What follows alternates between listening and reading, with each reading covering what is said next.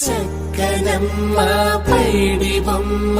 తేనె నవ్వుల జాబిలమ్మ లేని సాకులు చెప్పకమ్మ పట్టువోణి కట్టవమ్మ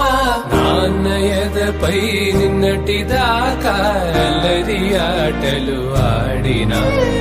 చిన్నారి తల్లి లేత భుజములు నేడు చీరలు మోయునా